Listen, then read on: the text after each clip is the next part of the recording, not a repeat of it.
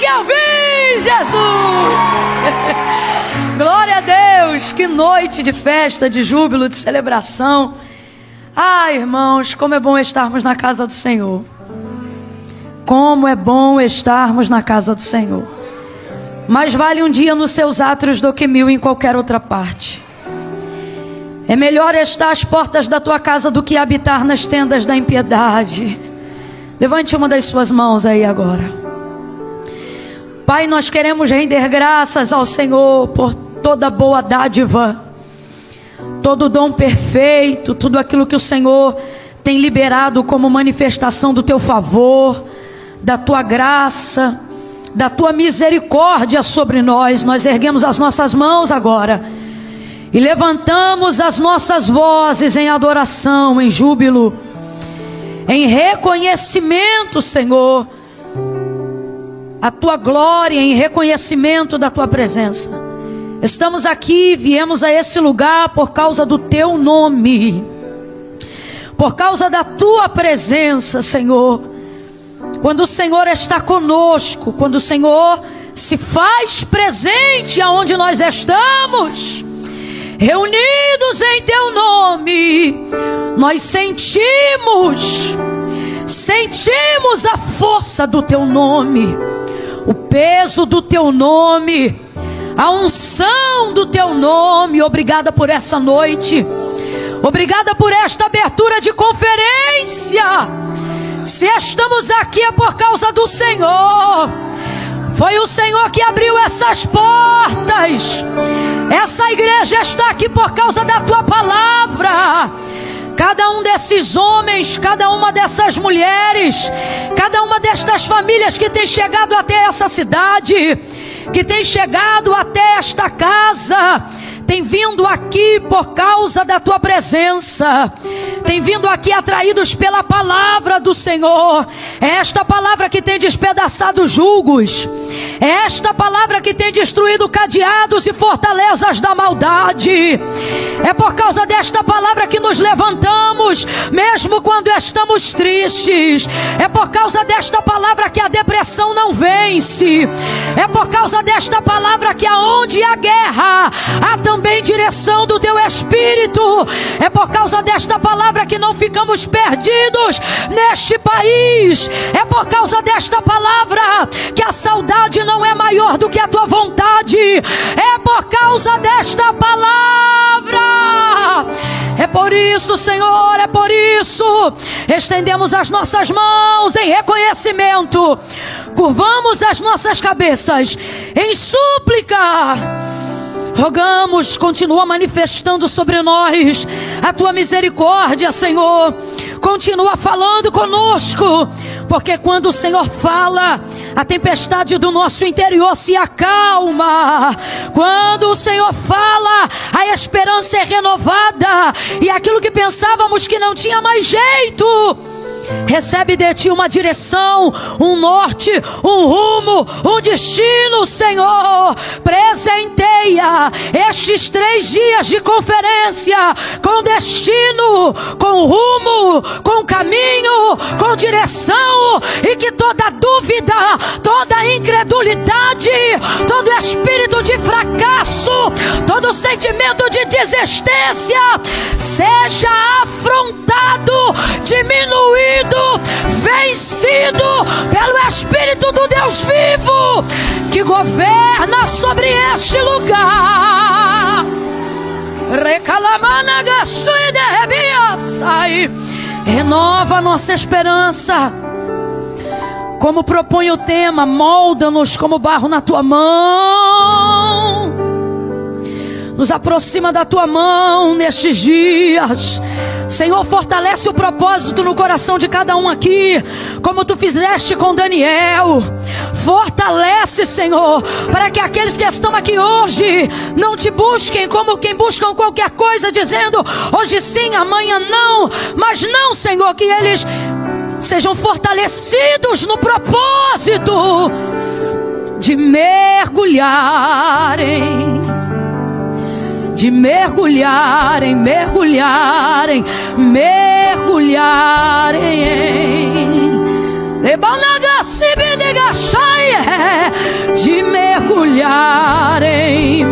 mergulharem, mergulharem, mergulharem. Há um convite do Espírito Santo de Deus, e Ele está dizendo: vem, vem, vem mergulhar, mergulhar. Ah, Senhor, queremos ouvir a Tua voz, queremos atender o Teu chamado. Que sejam dias onde dons sejam distribuídos, missionárias se levantem, pregadores se ergam, cantores se levantem, distribui dons, talentos. Pai, em nome de Jesus, eu te oro. Essa igreja se propôs a fazer uma conferência com menos de 1 ano, Senhor. É o desejo de te servir. Ouve o clamor desse teu povo. Veja a lenha que eles estão colocando em ordem no altar. Faça algo inédito aqui, para a honra e glória do teu nome. Põe a mão no seu coração. Ainda na tua presença, continua falando conosco, Pai. Em nome de Jesus, queremos ouvir a tua voz. Não voz de Camila, não voz de homem, voz de Deus. Em nome de Jesus, essa é a nossa oração. Quem orou em concordância, diga: eita glória. Aleluia. Mistura essas palmas aí com glória a Deus e aleluia. Oh glória! Aleluia! Sabe como é que a gente sabe que está numa igreja pentecostal? Não é quando a gente faz um barulho, é quando a gente faz um barulho específico. Se puder abrir um pouquinho mais, tirar o compressor aqui do retorno para mim, por favor. É quando você ouve alguém naquele ambiente dizendo glória, e você se sente quase na obrigação de reagir dizendo aleluia. Já percebeu? Aleluia! Glória a Deus! É pentecostal. De pé, abra comigo a sua Bíblia no Evangelho do Senhor Jesus, segundo escreveu Marcos, capítulo de número 5. Glória a Deus. Ah, ok, claro. Inclusive, foi bom o senhor ter me lembrado, pastor Christian, de que amanhã eu ministro também, permitindo o Senhor, porque Deus colocou um propósito em meu coração em cima desse tema, moldadas, não necessariamente para falar do vaso, do barro, ou propriamente de Jeremias capítulo 13, mas para falar principalmente do processo de molde. E as mãos de Deus, como oleiro, trabalham nos moldando, utilizando um fator que às vezes é esmagador, chamado tempo. Então, nesses 3 dias, eu queria trabalhar com vocês essa perspectiva do Deus que age no tempo da nossa espera ou do nosso processo, porque todos nós estamos aqui subordinados a esse fator, né? O fator tempo. Todos, os que gostam de esperar, os que não gostam de esperar, os que sabem esperar, os que não sabem esperar, os esperançosos, os não esperançosos, os pacientes, os ansiosos, todos aqui estão subordinados, por que não dizer às vezes até humilhados, dentro do processo do tempo. Então, hoje nós começamos, eu queria que você encarasse isso como se fosse, de fato, o que é uma conferência, né? Onde vai ter continuidade. Então, amanhã eu te espero aqui, às 6 p.m.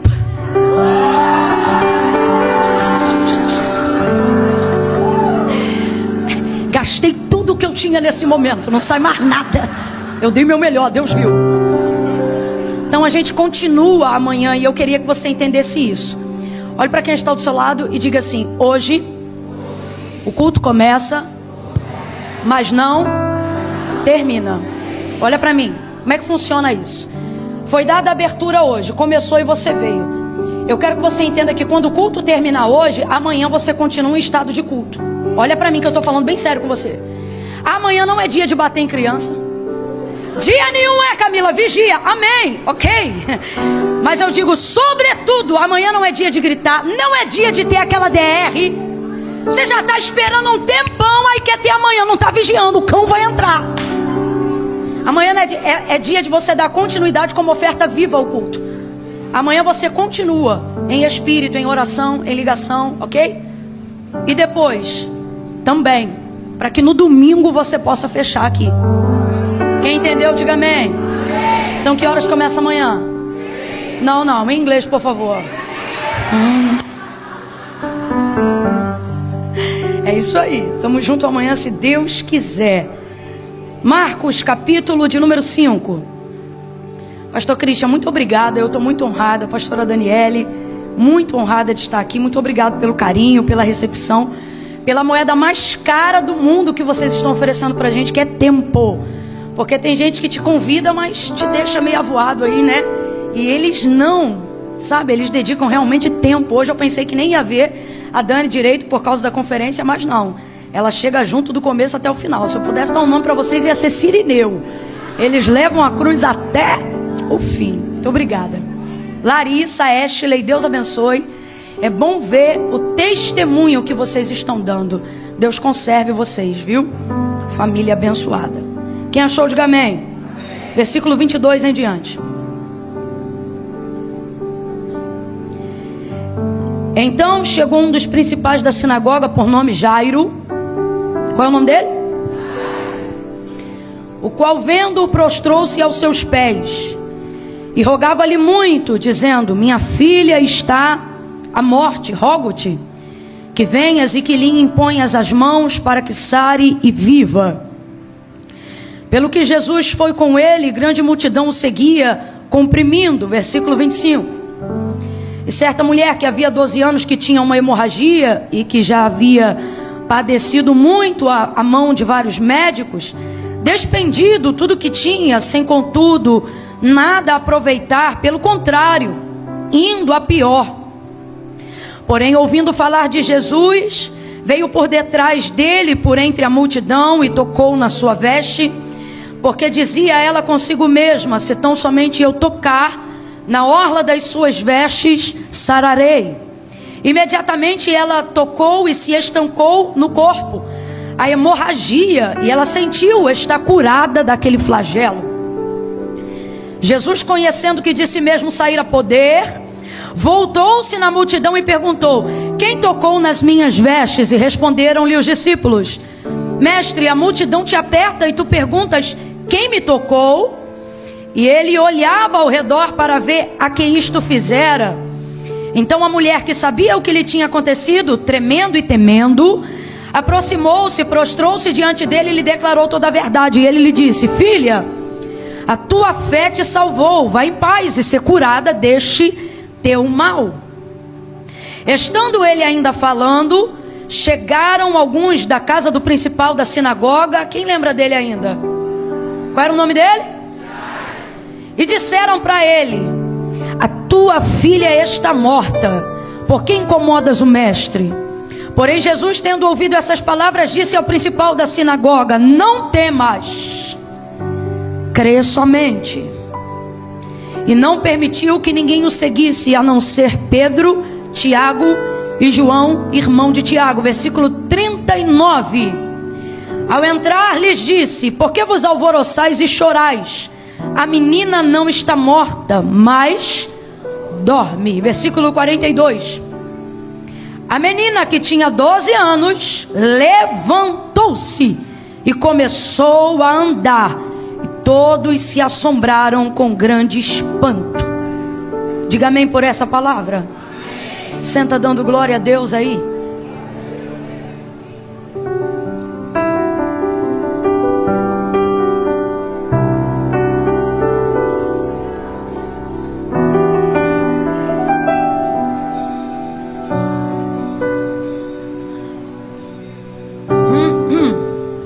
Glória a Deus. Glória a Deus. Oh, glória a Jesus. A mulher do fluxo de sangue, ela ganhou tanto destaque nesse contexto aqui do capítulo 5, que perceba que a narrativa aonde nós começamos a leitura dessa noite começa falando sobre Jairo. E a gente acaba gastando muito mais tempo enquanto Estamos tentando falar ainda sobre Jairo, haja vista que a introdução do texto começa com Jairo, mas a gente acaba falando muito mais tempo sobre a mulher do fluxo de sangue. Ela ganha um holofote dentro dessa cena por causa da fé dela. É uma mulher de muita fé. Tanto é que na epígrafe do texto, que é aquela parte em negrito, que vem escrito em algumas bíblias, né? Bíblias, quando tem o títulozinho, não vem falando sobre Jairo. Tá tudo dentro do mesmo contexto e o título da narrativa fala: a cura da mulher do fluxo de sangue. Tão grande é a atenção que é dada a ela por causa da ousadia da fé dessa mulher. Eu devo ter umas 4 mensagens só dentro desse texto, e se eu não vigiar, ela tira a minha atenção de falar o que eu tenho que falar, que hoje aqui é sobre Jairo, por causa do nível de fé dela. É algo realmente extraordinário. Mas veja, até para que ela viva o que ela viveu dentro desse contexto aqui, que foi essa cura milagrosa, isso só aconteceu porque Jairo abriu o caminho para ela. Isso vai acontecer dentro de um itinerário que foi aberto a pedido de Jairo. Jairo era o principal da sinagoga, e eu quero que você não entenda isso apenas como se Jairo fosse o pastor de uma igreja. Irmãos, nesses dias aqui, um decreto da sinagoga já havia sido deliberado. Todo aquele que tivesse qualquer atitude ou profissão de fé que declarasse que Jesus Cristo era o Filho de Deus, o Messias ou o enviado de Deus, deveria ser expulso da sinagoga. E ser expulso da sinagoga, e é necessário a gente falar sobre isso dentro da nossa cultura ocidental, que isso não tem a ver com trocar de igreja ou ficar destituído de um cargo. Abre aspas para o que eu vou dizer aqui. A religião do judeu, ela não é tida como aquilo que nós conhecemos como religião católica, protestante. Não, ela é étnica. Você não se converte judeu, compreende? Logo, pertencer a uma sinagoga é muito mais do que qualquer categoria denominacional. É fazer parte de um clã étnico que te respalda como judeu. O que isso significa, Camila? Significa que quando você era expulso de uma sinagoga, você não perdia a sua associação a um grupo de pessoas. Não, você perdia parte da sua própria identidade social. Como assim, Camila? Vou te dar um exemplo bem rasgado que é para todo mundo entender. Vamos supor, você está lá na sinagoga, principalmente ele que é um principal, seria o que nós entendemos como um dirigente daquela sinagoga. Se você é expulso de uma sinagoga, você pode ter dinheiro que você não vai comprar mais. Seus contratos dentro daquela sociedade vão cair por terra. Por que Nicodemos, por exemplo, seguia Jesus à noite e José de Arimateia foi considerado discípulo só depois da morte de Cristo, compreendendo que ele perderia todo o seu patrimônio e tudo que ele possuía se dissesse ou tivesse qualquer atitude que demonstrasse que Jesus era o Cristo, por causa desse edito. Uma vez que você fosse extirpado, ou como diria dentro do catolicismo, né, excomungado de dentro dessa sociedade, dessa cultura, você não teria jamais uma inserção. Era tido como um gentil, como um samaritano, como um cão dentro daquela sociedade. E a partir do momento que você passava a viver esse contexto, sua família não te reconhecia mais como um membro. Então o filho deixava de ser filho, o pai deixava de ser pai, o primo deixava de ser primo. Eu não te reconheço mais como nada. Então você tem dinheiro, mas não compra. Você mora numa casa, mas não tem lar. Você pertence a uma geografia, mas aquela geografia expele você.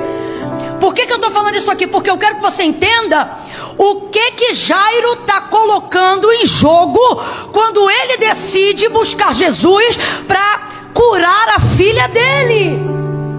Ele não está trocando de igreja, ele não está mudando de pastor, ele não está trocando de religião. Ele está pegando a identidade que a sociedade deu para ele e está trocando. Ele está dizendo, não que isso não seja importante, só que a prioridade da vida dele foi reorganizada. Eu quero dizer, e já quero começar a aplicar profeticamente as direções que Deus me confiou para esses dias.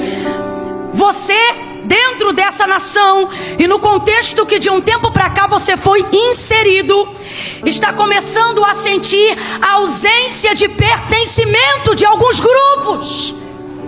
Grupos às vezes até familiares, grupos às vezes até eclesiásticos, igrejeiros, e você não entende por que eu não me sinto mais como se, porque coisas aconteceram na sua vida que te fizeram ter que reavaliar as suas prioridades. Deixe estar que prioridades é uma palavra que caiu no uso do plural de 10 anos para cá. Antes, prioridade jamais era conjugada no plural. E por que não, Camila? Porque prioridade estabelece o entendimento daquilo que não pode ser tirado nem acrescentado, mas que é único.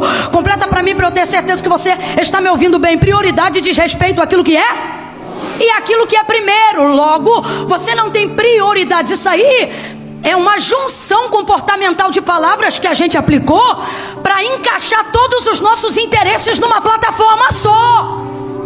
Mas gramaticalmente falando, a expressão disso não deveria existir. Não se deveriam ter prioridades, deveria se ter apenas.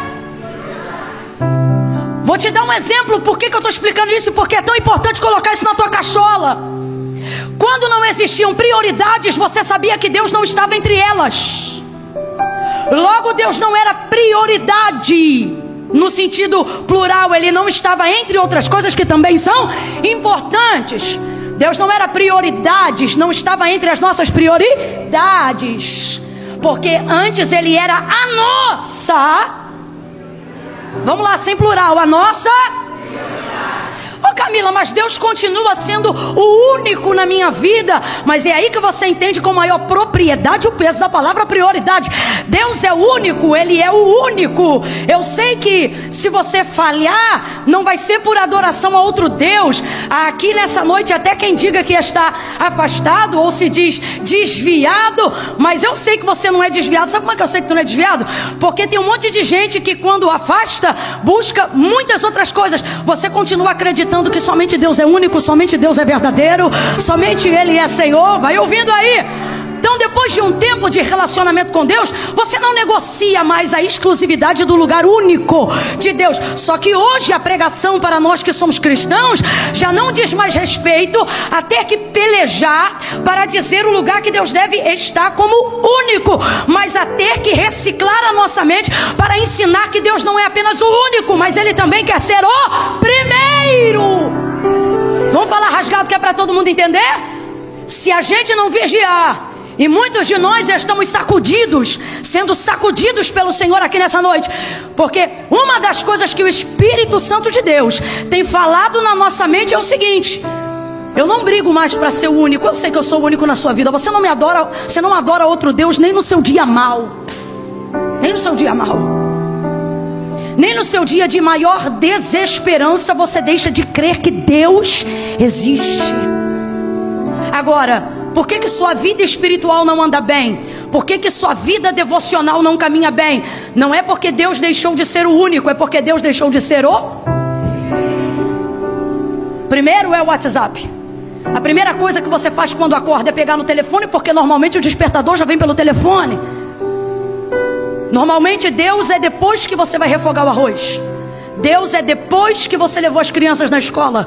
Deus é quando você tiver um tempo disponível. Deus é se sobrar um dia na semana. Vamos falar rasgado? Deus está dizendo: eu não preciso me impor como único. Eu sei que você não adora nenhum outro além de mim.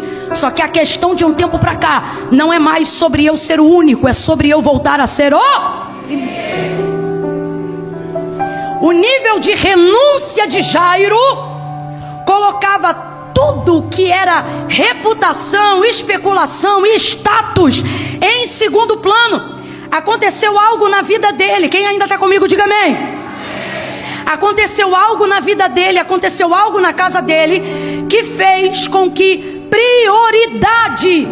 a prioridade fosse Jesus.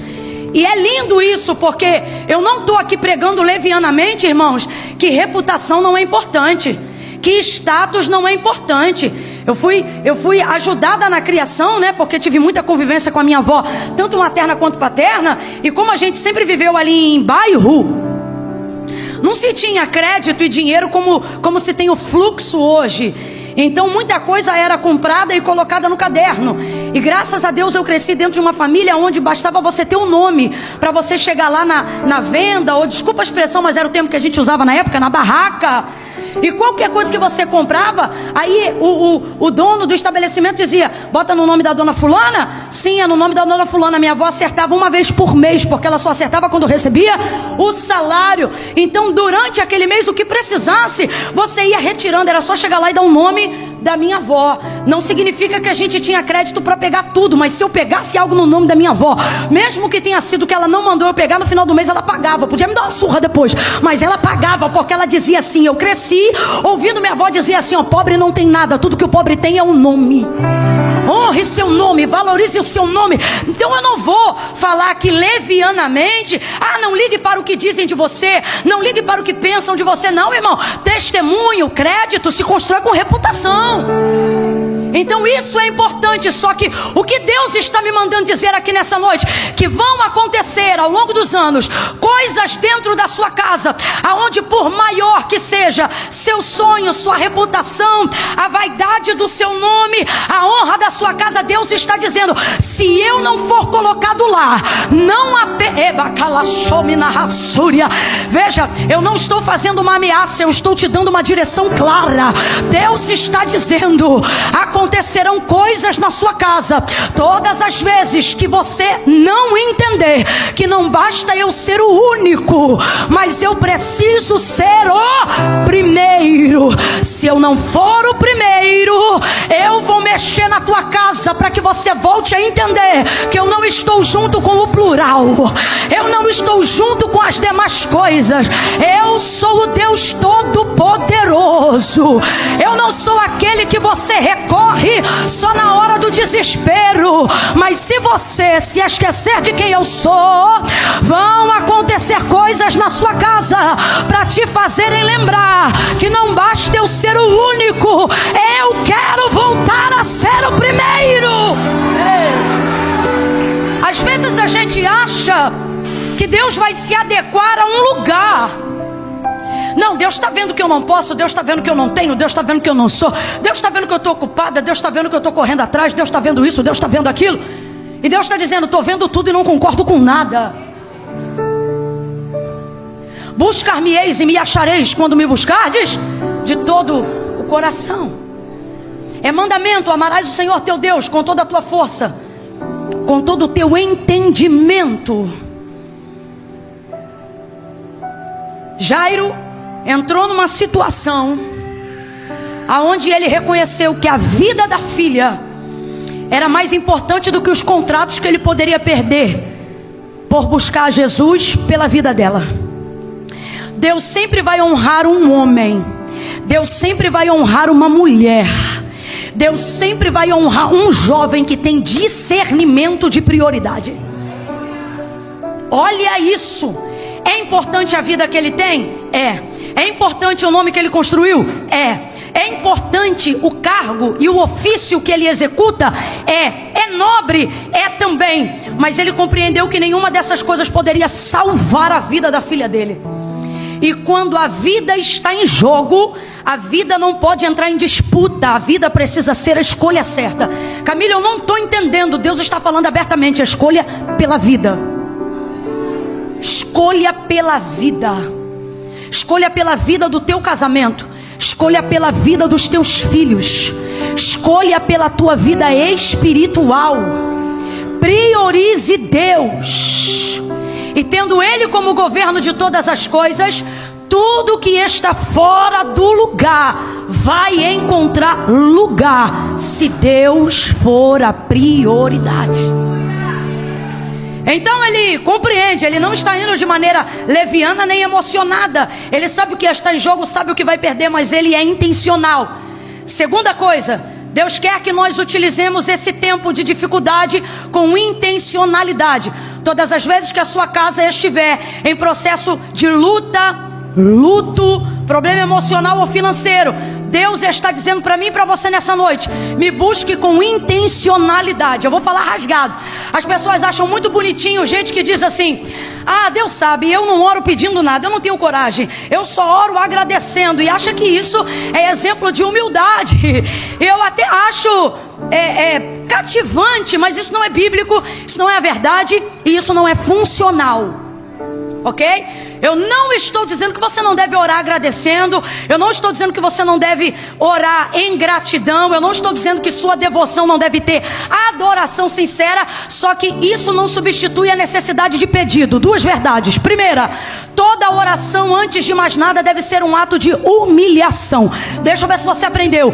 Toda oração, antes de mais nada, antes da intenção do que eu vou pedir, desejar, adorar ou receber, toda oração deve ser um ato de humilhação. O que isso significa? Significa que quando eu vou buscar a Deus, seja por qual motivo for, para pedir, receber ou agradecer, eu devo ir com a consciência de que eu preciso sempre. Mesmo quando eu não estou precisando de nada, eu preciso sempre. Mesmo quando eu não estou querendo nada, eu preciso sempre. Entende? Coloca isso na tua cabeça.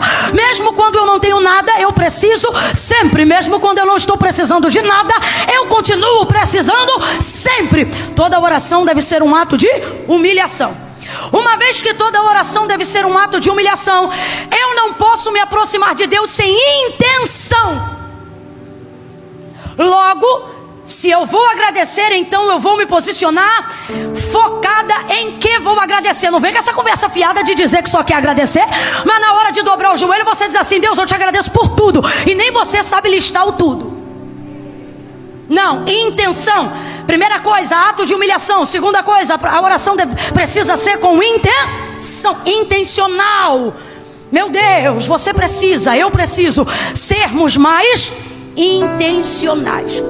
Mas há como é que eu vou dizer? Um véu espiritual ou religioso que quer colocar pra gente que crente bom não pede.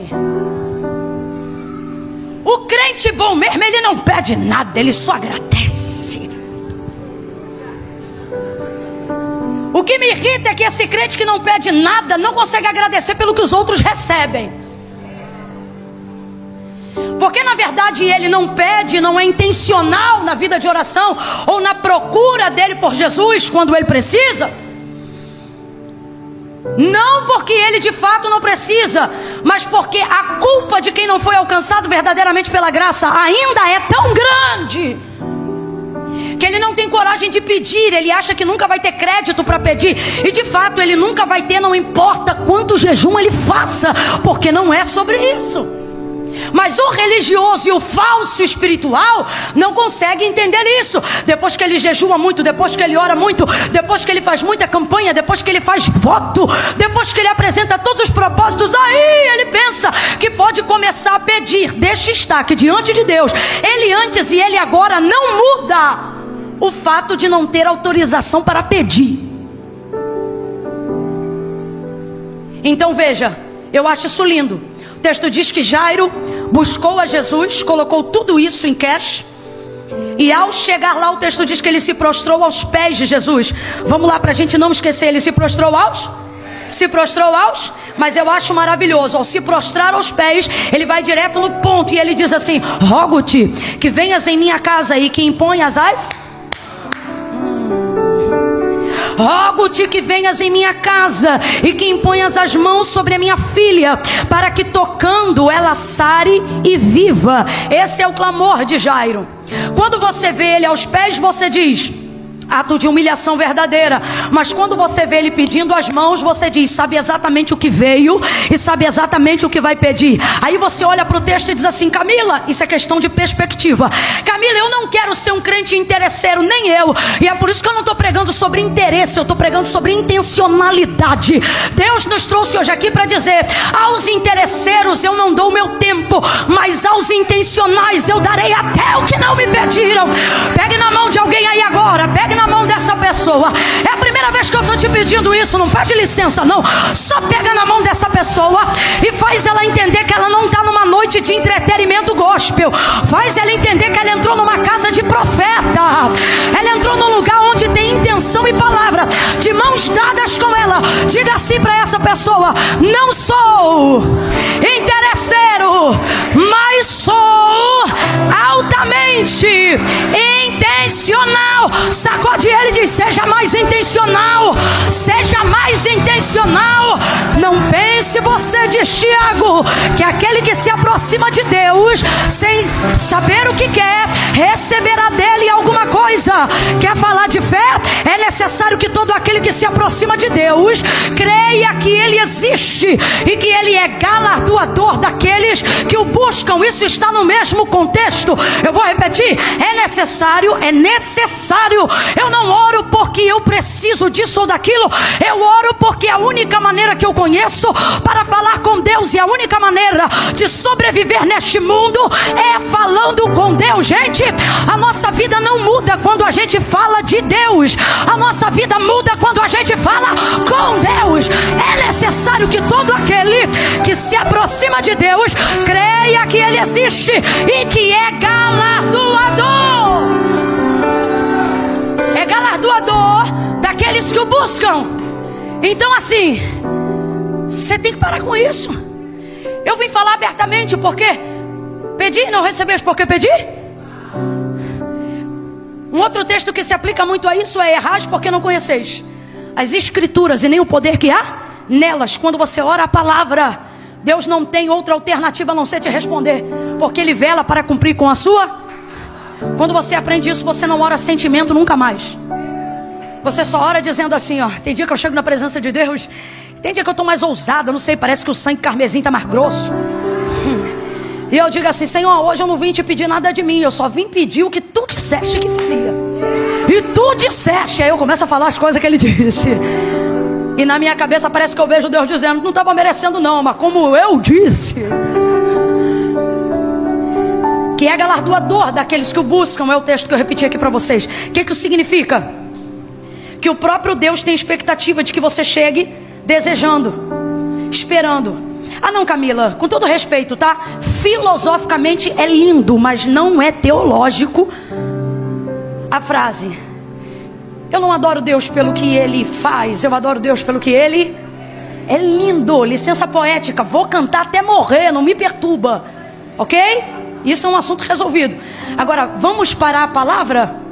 O Senhor disse assim no livro do Deuteronômio, último capítulo. Deus falou assim para Moisés: compõe uma canção que conte sobre os feitos de tudo que eu realizei neste deserto, desde o dia em que eu vos livrei da casa da servidão, ou seja, do Egito, até o dia que eu os introduzi na terra que jurei aos seus pais que lhes daria. Fala tudo, Moisés. Fala que eu fui coluna de fogo durante a noite, nuvem de glória ao redor do arraial durante o dia. Fala que eu fiz maná descer do céu, água sair da rocha. Fala que eu fui o vento que soprava no oriente enquanto o povo dormia. Fala que eu fui a palavra no cajado que abriu o mar diante do povo enquanto marchava. Fala que eu sou aquele que tirei azeite da dura pernedeira. Fala que eu sou aquele que vou introduzir eles numa terra que mana leite e mel. Eita, e Deus foi falando: fala tudo, Moisés. Escreve, compõe a canção e ensina os filhos de Israel a cantar esse hino. E aí Deus vai dizer assim: para que os filhos deles, ou seja, os que não vão passar pelo deserto, mas os que vão habitar ou nascer em Canaã, para que os filhos deles, ao ouvirem a canção que fala sobre o que eu fiz, saibam quem eu. Então você só passa a conhecer quem Deus é quando passa a se relacionar com aquilo que Ele faz. Hoje você pode ser fiel pelo que Ele é, mas você conheceu Ele pelo que você precisava que Ele fizesse. E esse relacionamento é intransferível. Uma outra pessoa não consegue transferir a experiência que ela teve de Deus. Deus é igual comida nesse aspecto. Eu posso beber essa água aqui. Imagine que Deus é essa água.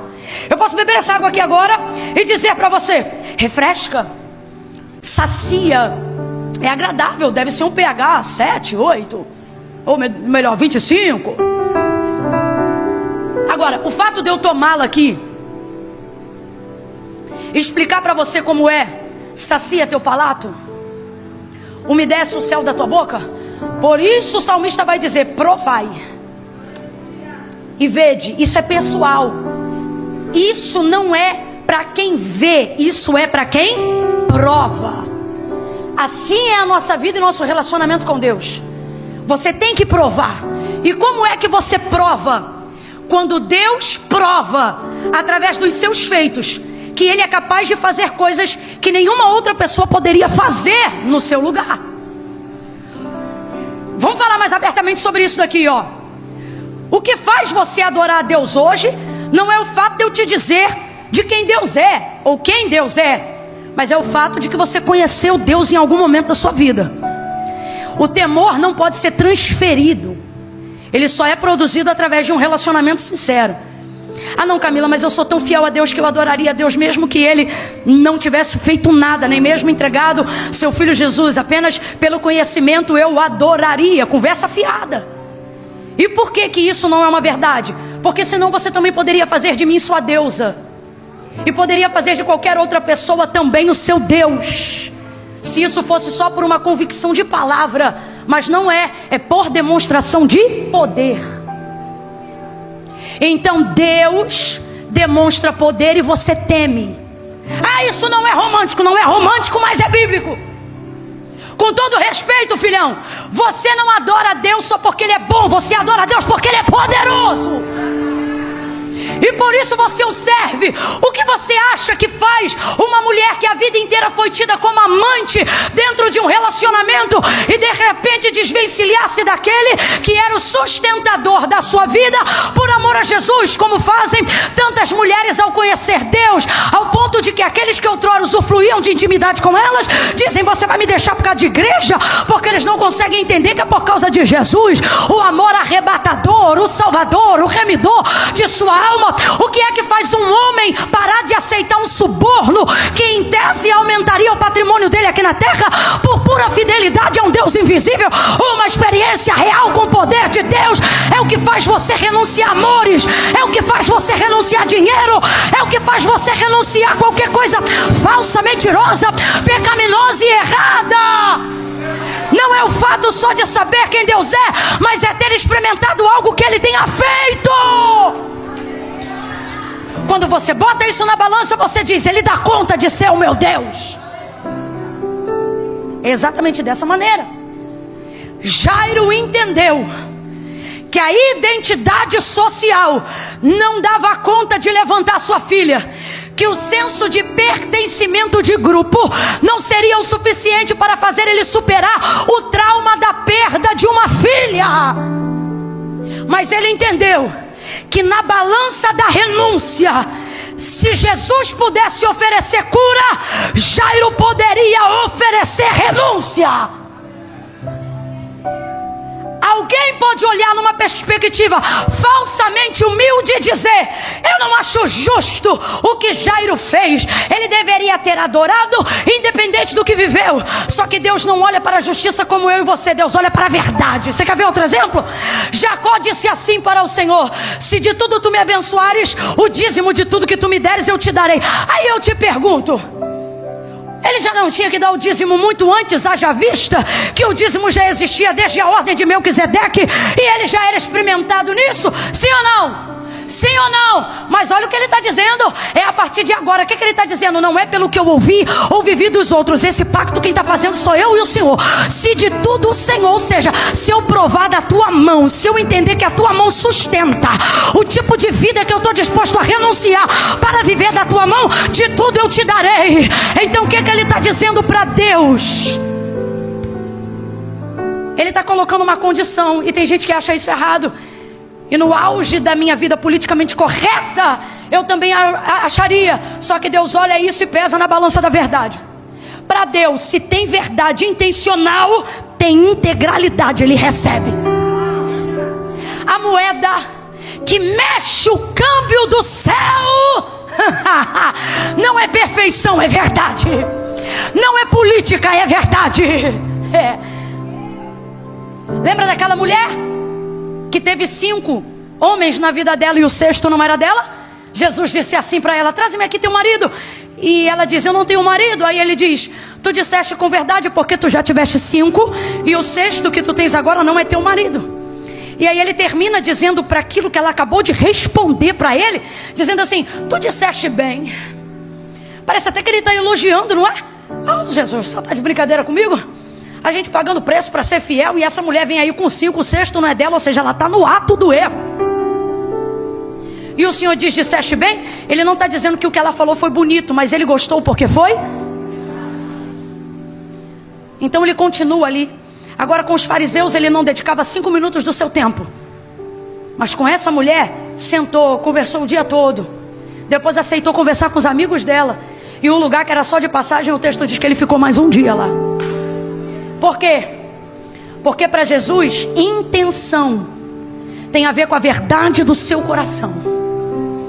Deus está dizendo, quer me conhecer aqui como seus pais me conheceram lá? Quer viver comigo aqui algo que você nunca viu ninguém viver na sua casa? Deus está dizendo, se humilhe aos meus pés, mas não tenha vergonha de dizer o que você precisa das minhas mãos. Jairo foi aos pés, mas intencionalmente foi direto na mão. Qual era o testemunho de Cristo aqueles dias? O testemunho era este, que todo aquele a quem Jesus tocava, este era curado. É isso que Lucas fala quando conta o testemunho de Jesus nesses dias. Por que essa mulher saiu correndo e tocou na orla das vestes dele?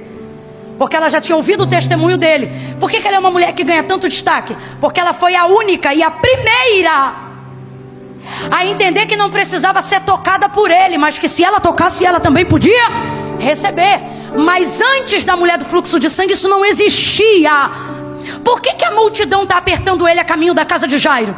Por que essa multidão não foi curada igual essa mulher? Haja vista que se esbarrasse nele, poderia ser curado também. Porque você recebe de acordo com a perspectiva e a intenção do seu pedido. Como assim, Camila? A mulher colocou na cabeça dela, se eu tocar, quem vai receber sou eu. Como é que aconteceu? Quando ela tocou, quem recebeu? Agora, todos os outros que queriam receber, qual era a intenção? Se ele eu vou receber. Por isso a multidão aperta, porque o testemunho, de acordo com o relato de Lucas, era esse. E a todos quanto ele tocava, estes eram curados. Estes quem, gente? Os que ele tocava. Então qual era a mentalidade da galera? Eu só posso ser curado se por ele eu for tocado. Por que Jairo diz assim, rogo-te que entres em minha casa e que impõe a mão sobre a minha filha? Porque o testemunho dele, que ele ouviu, é o testemunho que Jesus tinha na região. Se ele tocar, é curado. Se ele tocar, ressuscita. Rapaz, ele tocou no esquife, aonde trazia o filho morto da viúva de Naim. Imagina isso chegando no ouvido de quem está ouvindo. Como é que é? Rapaz, o homem é tão poderoso que ele toca numa coisa imaterial. Ou melhor, material. E aquilo, ele passa a vida para o esquife, e o esquife passa a vida para o menino. Então você imagina, é só ele tocar. Qual é o pensamento dessa multidão aqui? É só ele? Se ele tocar, a lepra vai embora. Se ele tocar, a paralisia some. Se ele tocar, a cegueira desaparece. Se ele tocar, então tá todo mundo apertando.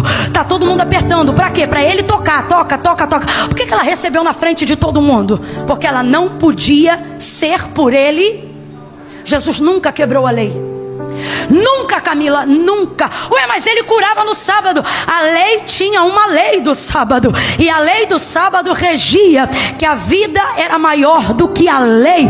Tanto é que se você tivesse um boi e ele ficasse atolado no pasto, você podia ir lá e tirar o boi, porque a vida é maior do que a lei. Então boi valia dinheiro, ovelha valia dinheiro. Então ninguém deixava o bicho se perder porque era sábado. Mas quando Jesus curava os outros no sábado, aí a cambada de fariseu dizia, quebrou a lei. Por que quebrou a lei? Porque curou no sábado. Por isso que na sinagoga, quando Jesus cura a mulher encurvada, ele vai gritar para os homens que estavam ali, dizendo, hipócritas, se fosse uma ovelha, estou falando rasgado, se fosse uma ovelha vocês tiravam, se fosse um boi vocês tiravam. Agora não pode o Filho do Homem libertar essa mulher que há mais de 18 anos estava oprimida por Satanás. Jesus nunca quebrou a lei. Essa mulher sabia, se depender dele me tocar para eu ser curada, eu não vou ser curada. Mas se tão somente eu. Aí eu não aguento, o carioca que mora em mim vem com força. Esquece. Por que, Camila? A situação dela era a pior de todo mundo. Quando Deus quer inaugurar um método novo através de você, Ele te deixa numa situação mais difícil que a de todos os outros. Porque haverá uma brecha que só pode ser vista por quem está exatamente na posição complicada que você está hoje. Mas eu não vou falar dela, vou falar dele. Ela me irrita, ela vem, ela toma. Ela é muito terrível. Então veja, Jairo compreende se tocar. Então ele tem que ir lá em casa, porque ele tem que... Lembra do centurião? Jesus disse, eu vou na sua casa. Ele disse, não, sou um homem sujeito à autoridade. Eu digo a um, vai, e ele vai. Digo a outro, vem, e ele vem. Eu sei, eu reconheço a autoridade. Se tu liberar uma, vai acontecer. Jesus disse, nem em Israel eu vi tamanha fé. Então veja, intenção. Grite comigo essa palavra, diga intenção. Quando alguém diz aumente a tua fé, Deus está dizendo aumente a intenção. Pare de falsa modéstia. Não diga que quer ser próspero se você quer enriquecer. Diga, Deus, eu quero enriquecer. Não diga que você quer morar em qualquer lugar só porque você está procurando abrigo, porque abrigo até o governo dá. Se você está falando com Deus, diga, Deus, eu quero uma casa. E se souber o bairro, diga o nome da rua. Chega de falsa modéstia. Chega de falsa humildade. Deus está dizendo, eu trabalho com a tua intenção. Fale a verdade. É melhor Deus te confrontar por um erro ou por um pedido que não deveria ter sido feito, e nisto você vai conhecer qual é a vontade de Deus para a sua vida, do que você seguir fazendo orações repetidas porque ouviu outras pessoas orando assim. Esse aqui foi nos pés, mandou a real e chegou pedindo a mão. Deus está dizendo para a gente, fala a verdade. Se você estiver nos pés, eu te ofereço minhas mãos. Se vier procurando a mão, mas se vier humilhando-se aos pés, a mão é sua. O Senhor está dizendo para alguém, chegue aos pés e você vai ter as mãos. Rogo-te que vais em minha casa e põe a mão sobre a minha filha para que ela sare viva. Qual é a fé dele? Qual é a fé dele? A fé dele é o seguinte, minha filha só pode ser curada se Jesus for lá e colocar. Aí Jesus vai negociar isso? Vai dizer, não, você tem que crer como centurião. Não, você tem que ter a fé da mulher do fluxo de sangue. Eu acho isso lindo no reino de Deus. O que? Equidade. Jesus trabalha de acordo com a sua fé. Se você diz assim, ó, é ainda esse ano, e não diz a data, é ainda esse ano. Mas se você disser assim, é esse mês, o reino espiritual se move para este mês. Ele diz que vai, ele vai. Ele sai dali e começa a caminhar. Jairo vai dar o endereço, Jairo vai dar o caminho. E é nessa caminhada que isso tudo vai acontecer, que a multidão aperta, que a mulher do fluxo de sangue recebe. E eu já caminho para o final nesse contexto aqui. Vamos pular essa mulher e vamos direto para Jairo. O que acontece? Enquanto Jairo está levando Jesus para a casa dele, a mulher pega esse caminho, toca na orla das vestes de Jesus e imediatamente ela é. Enquanto Jesus para a caminhada para saber quem foi que tocou nele, o tempo está rolando ali. E Jairo está dentro desse tempo, subordinado ao tempo de Jesus. Jesus já aceitou ir para a casa dele. Isso deveria tranquilizá-lo. Isso deve te tranquilizar. Olhe para cá. Não a chegada de Jesus aonde ele disse que chegaria, mas o fato de dizer que ele vai com você até lá, mesmo que ele ainda não tenha chegado. Olhe para mim. Isso deve te tranquilizar. Olhe para mim. Não fique ansioso, desesperada com o fato de você ainda não ter visto Deus cumprir aquilo que ele falou. A garantia de Jesus é a sua palavra. O que isso significa? Significa que a palavra dele e ele são a mesma coisa. Então quando ele te dá a palavra dele, mesmo que ele ainda não tenha operado materialmente aquilo que ele falou, você já está garantido pela palavra. Logo você não precisa esperar ele fazer para celebrar, não precisa esperar ele fazer para acreditar. Só o fato de saber que ele está caminhando para cumprir, isso já deve lhe garantir paz no caminho. Eu vou falar de um jeito que você vai entender. É como se Deus tivesse dito, tá, eu vou lá, Se tem WhatsApp, era só ele mandar um zap na hora para a mulher e falar: mulher, fica tranquila. Ele aceitou. Ele está indo para a nossa casa. E ela certamente ouviria no acelerado: mulher, ele aceitou, ele está indo para a nossa casa. E isso é a garantia, ok? Isso é a garantia. Só que no caminho, completa aí pra gente encerrar junto. Bora, a mulher do fluxo de sangue vai tomar o tempo do milagre de Jairo. Então aquilo que era emergência virou socorro urgente. Porque enquanto Jesus para descobrir quem tocou nele, vai chegar gente da casa de Jairo, dizendo que não precisa mais levar Jesus até lá, porque a menina que estava doente agora já está. Agora, qual é a fé de Jairo? Qual é a fé de Jairo? De que se Jesus tocar na filha dele, ela vai... Quem lembra? Ela vai... Deixa eu ver se você está lembrando mesmo, está meio confuso as vozes. Ela vai viver ou ser curada? Ser curada, porque a fé dele não era para a ressurreição, a fé dele era para... E tem diferença, Camila? Você sabe que tem. Quem aqui já teve fé para curar a dor de cabeça de alguém? Orou e foi curado? Diga amém. Agora é todo velório que você chega e diz para o dono do defunto: não chores. Não, porque você sabe que a fé para curar é uma e a fé para ressuscitar? Tem níveis de fé? Tem, por isso tem tamanhos de milagre.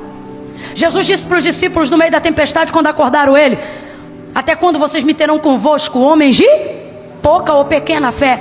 Então responda aí com inteligência: a fé tem tamanho, sim ou não? A fé de Jairo era para cura ou para ressurreição? Cura. Só que Jesus já sabia, irmão, que no meio do caminho a menina ia... Só que era também no meio desse caminho que Jairo ia ver que Jesus também operava de maneiras diferentes da sua expectativa. Porque qual é a fé dele? Só pode ser curado se por ele for... Bora! Só pode ser curado se por ele for... De repente ele viu uma mulher imunda tocar e ser curada ela. Por mais que ele esteja incomodado de que ela esteja tomando o tempo que é dele, a verdade é que ele está vendo que Jesus pode muito mais do que ele imaginava. Quando vem e dizem para ele: não importune mais o mestre, a tua menina já está morta. Na fé humana dele ele poderia ter pensado: agora já era. Só que ele está diante de um feito maior do que a expectativa inicial que ele tinha quando buscou. Agora você entende porque Jesus não está fazendo, não está arrumando, não está curando, não está entrando onde você queria que ele entrasse no seu tempo? É porque você não tinha fé o suficiente para ver o que ele ia fazer lá. Então ele vai permitir acontecerem coisas no caminho, coisas que não estavam no seu prognóstico, coisas que não estavam no seu diagnóstico, porque através destas coisas a tua fé será aumentada, a tua vida será edificada, a palavra de Deus será redobrada. Sobre aquilo que você imaginava que ele faria. Eu estou sentindo a graça de Deus aqui. Ele está dizendo: eu não estou te castigando, eu estou te preparando para algo maior, algo que em 2023 você ainda não estava pronto, algo que em 2024 você ainda não estava pronto. Mas diante do que eu vou permitir acontecer no caminho, aquilo que você chamou de atraso, aquilo que você chamou de erro, aquilo que você chamou de confusão, era minha mão aumentando a tua intenção, aumentando a tua expectativa, te mostrando que quando você sustenta o que você trouxe, eu coloco por cima disso o que você não tinha. Deus vai usar a tua fé inicial como base para dobrar o tipo de fé que você precisa para chegar no lugar que você precisa. Deus está dizendo: sustenta o que você tem, eu vou trabalhar com o que você... Mas não vai ficar só nisso. Eu vou te dar o que você não tem, se você aguentar manter o que você... Como é que eu mantenho o que eu tenho, Camila? Do mesmo jeito que Jairo manteve. Como é que ele manteve? Gente, de um jeito duro de se manter. E desde ontem essa palavra gritou no meu coração quando eu estava no culto aqui. Anteontem. Para mim a parte mais difícil da vida de Jairo é exatamente esse ponto. É ver quem chegou depois receber primeiro o que você pediu antes.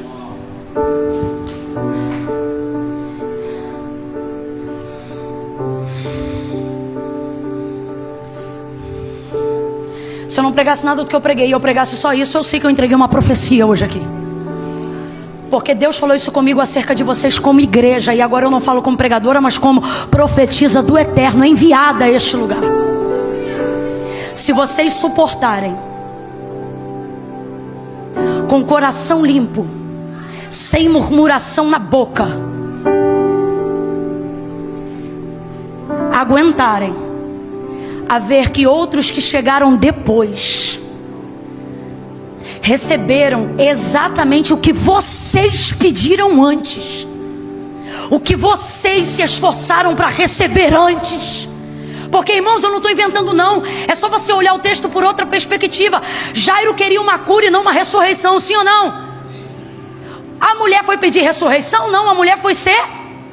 Ela tocou em Jesus e recebeu primeiro o que ele tinha pedido antes. Ela recebeu a cura. Agora se liga, enquanto ela recebe cura, que era o que ele pediu primeiro, por Jesus curar ela e dobrar o tempo no caminho, a casa dele se agrava. A garota que outrora estava viva, agora está morta. Sabe lá se foi pelo tempo que usou-se enquanto ele administrava esse tempo para gerir o milagre e a confissão de fé de uma mulher que para ele era imunda. Eu vou mais profundo agora, não é a Bíblia quem diz isso, sou eu. Quem sabe ele não conhecia essa mulher, porque ele tinha que garantir que ela ficaria fora da sinagoga. Ela era imunda. E de repente alguém que sempre esteve acostumado a receber depois, a ver depois, a ser purificada depois, ele está vendo que agora essa pessoa recebeu na frente dele. E o que me impressiona, eu amo a verdade de Jairo. Qual, Camila? Eu vou falar a real. Eu não acredito que ele está de boa, não. Eu tenho para mim que ele está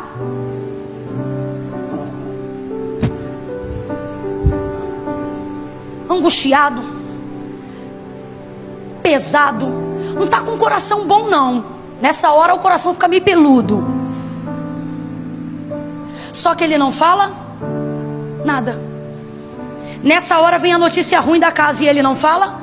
Olha para mim, se você não tiver fé para profetizar no que acredita, se você conseguir se manter calado já ajuda. Lembra de Zacarias? O anjo deixou ele mudo. Alguém pode pensar que isso é castigo, mas foi proteção. O que ele está dizendo? Nem sempre você vai ter fé para cooperar, mas se você aguentar calar, isso já ajuda. E eu estou sentindo a graça de Deus tão grande aqui. Deus está dizendo, vai ver, você não se vê o profeta que queria ser. Você ainda não se vê a mulher de fé que você queria ser. Você não consegue olhar para aquela luta e liberar uma palavra de fé. Deus está dizendo, eu entendo o teu momento. Só fecha a boca, porque se você não falar besteira, isso vai manter o caminho do milagre aberto. Fecha a boca. Ele ficou calado. Quando ele ficou calado, Jesus responde. Agora eu quero que você entenda, Jesus não responde os que trouxeram uma notícia ruim. Jesus responde a Jairo. Ele diz assim, quando vê que trouxeram uma notícia de que a filha morreu, ele diz assim, Jairo, não temas, crê somente. Só que Jairo não falou nada, mas Jesus sabia o que ele pensava. Quando você não fala o que não tem coragem de dizer, Jesus fala o que você precisa ouvir para aguentar ficar calado. Não temas, crê somente. Trouxeram uma notícia e Jesus fala com Jairo. Por que Jesus não falou com eles? Porque Jesus não fala com quem traz a notícia. Pare de gastar seu tempo de relacionamento com Deus pedindo Deus para responder quem fala. O tempo de Deus não é para quem traz a notícia, é para quem está buscando o milagre. Jesus está dizendo, eu vou falar é com quem busca. Eu vou animar é quem busca. Eu vou reanimar a fé de quem busca.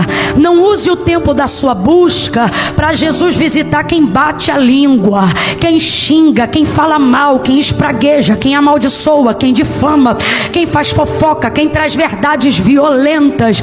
Jesus está dizendo, a minha palavra é para quem busca, a minha palavra é para quem acredita, a minha palavra é para quem persevera, a minha palavra é para quem não murmura, a minha palavra é para quem permanece. Não temas, crê somente. Jesus continuou caminhando para a casa do homem. A menina já tinha morrido, mas Jesus continuou caminhando. Às vezes a maior alegria da nossa vida não é ver o que Jesus vai fazer, é ver que Ele não nos deixou. Mesmo quando a gente vê que já não tem mais como fazer o que a gente queria que Ele fizesse. Ele chega na casa de Jairo, bota para fora quem estava chorando, deixa perto os discípulos mais chegados. Talita cumi, menina, a ti te digo, rapaz, tirou a menina da morte como quem desperta um adolescente do sono. E a garota levantou como adolescente, cheia de fome. E Jesus disse, dá de comer a ela. A menina levantou. E Jairo viu que valeu a pena toda a renúncia. Por que valeu a pena a renúncia? Porque ele sabia o que ele queria. Olha para cá. Quando você não sabe o que vai ganhar, você não tem força para deixar. Todas as vezes que você quiser relativizar o mundo espiritual, sem ter consciência do que você vai ganhar, você não tem força para deixar o que precisa ser deixado para trás. Agora, quando você entende o que você quer ganhar, você bota numa balança o que você quer ganhar e o que você precisa deixar para ganhar o que você quer. Quando você entende que o que você quer ganhar é grande, é maior e é bom, deixar é um desafio, mas não é maior do que o desejo de querer. Sabe aonde há maior desejo de morte? Quem não descobriu ainda maior propósito de vida. Salvação, milagre é a mesma coisa. Quem faz as contas sempre começando pelo o que eu vou perder, não tem a menor ideia do que vai. Porque quando você sabe o que você quer, a conta do que você vai perder é secundária e não primária. Primeiro você olha o que você quer ganhar. O que faz um menino apaixonado chegar e trocar letra com a menina? O que faz uma menina atender a um convite ou aceitar um encontro com um menino? O que faz um homem cortejar uma mulher? Ele não pensa em momento nenhum o que ele vai ter que vencer. O que fortalece ele aí tremendo, gaguejando e às vezes até falando besteira é o alvo, é o que eu quero. Quem está entendendo, diga amém. Vice-versa, irmão. Você sempre vai falar besteira perto de quem você gosta. Quando eu digo besteira, não é palavra torpe. Você nunca vai demonstrar toda a sua inteligência perto de quem você admira. Pelo contrário, perto de quem admira, você fica até meio... Ai, que raiva que dá. Você sai do encontro de perto de alguém que você reconhece como uma referência e você sai repetindo as coisas que você falou. Você diz, mano, cara, nada a ver com o que eu falei. O que houve, cara? Agora, se você está perto de alguma pessoa que não mexe com você, você é um poliglota, você está de boa, você não espera nada, ok? Você não espera nada. Agora, de quem você espera, você treme. Você não faz o que é certo. E o que é que faz você se manter num ambiente desse? O desejo de querer estar com aquela pessoa, de ver ou de querer possuir aquela pessoa. Por que você não está conseguindo viver a vida espiritual que você queria viver? Porque você está começando pelas contas do que você vai perder. E isso está arrebentando com a tua vida. O processo do tempo em não receber o que você queria no seu tempo não é Deus te castigando, é Deus preparando coisas maiores para você. Camille, como eu vou alcançar? Deus deu para a mulher do fluxo de sangue uma cura, mas deu para Jairo um testemunho que abalou seu bairro. Vamos falar a verdade? O que é maior? Uma cura ou uma ressurreição? Então quem recebeu o maior milagre? Jesus está dizendo, se eu estou dando para outras pessoas primeiro o que você me pediu, não é porque eu não vou fazer o que você imagina, mas é porque eu decidi fazer algo maior do que o que você me pediu. Coloca isso na sua cabeça. Quem entendeu, diga amém. Eu quero fazer uma oração agora antes de encerrar. E que oração é essa, Camila? Por pessoas que por um tempo... Eu vou levantar 2 palavras de oração, 60 segundos cada uma. Primeira palavra de oração, sentado mesmo como você está, não precisa se levantar agora. Só vai orar comigo, e eu só vou orar por pessoas que já desejaram muito viverem momentos melhores do que os que estão vivendo agora. Só que as notícias do meio do caminho arrefeceram a sua fé. Você já se viu pregando num púlpito como eu hoje aqui, mas agora você não se vê mais. Você viu outras pessoas que chegaram depois, atenderem esse chamado e aparentemente serem bem-sucedidas primeiro, e você já não se vê mais exercendo ele. Mas não é porque você não quer mais, é porque você não se vê mais. Você viu tanta gente passando em sua frente? Se arrefeceu no seu coração o desejo de algo, e hoje você não consegue mais desejar, ter intenção de receber algo da parte de Deus, porque quando você pensa o tanto que você vai perder, você diz: eu não tenho força para perder isso. Camila, eu não tenho força para orar 1 hora por dia. Camila, eu não tenho força para tirar um dia da minha semana e ao invés de ganhar dinheiro, vir para o culto servir na igreja. Camila, eu não tenho essa condição. Se você hoje está nesse pensamento, mas sua vida não melhora, porque você sabe que parou de fazer conta do que ia ganhar e só começou a fazer conta do que ia perder, e por isso perdeu a força. Você não consegue mais orar o tempo que orou um dia. Não é porque não tem mais esse tempo para orar, mas é porque no tempo que você tem, você não sente mais o que você sentia. Camila, eu quero hoje aqui pedir a Deus que volte a me dar força para desejar coisas que eu deixei para lá. E hoje, enquanto você pregava, o Espírito Santo de Deus me inspirava e dizia: não deixa para lá, crê somente. Sustenta o que você queria, mantenha o pedido que você me trouxe. Fecha os teus olhos aí, curva a sua cabeça se você se encontra nesse convite. Agora não vem de qualquer maneira não, fala qual é a área que você deixou para lá. Talvez Deus te chamou para ser um profeta e você deixou para lá. Talvez Deus te chamou para abrir um negócio quando você chegou aqui, mas hoje você é funcionário de alguém que trabalha com o que você queria trabalhar, porque você deixou para lá a empresa que Deus queria te dar. Fecha os olhos. Você vai pedir a fé de Jairo. Era uma fé que não era grandiosa, mas era suficiente para começar. Fecha os olhos e peça isso. Senhor, em nome de Jesus, nessa noite, debaixo da tua palavra, em linha com a tua palavra, eu quero humildemente, Senhor, pedir a operação das tuas mãos no meu coração, na minha mente. Me quebranta, tira de mim a vergonha de querer me humilhar, porque se humilhar diante do Senhor não é uma vergonha, é um privilégio. Em nome de Jesus, nessa noite do dia 18 de outubro do ano de 2024, nós queremos erguer um altar, Senhor, de recomeço. Nós queremos continuar de onde paramos. E aquela área da nossa vida, aquele casamento prometido, aquele relacionamento prometido, aquele green card prometido, aquela cidadania prometida, aquela empresa prometida, aquela área da minha vida que eu tinha fé, que eu tinha intenção, que eu tinha desejo, mas por ver outros conseguindo, em vez de edificar a minha fé, eu me perdi. E nesta noite eu te peço perdão e eu quero te pedir: não me deixa deixar para lá.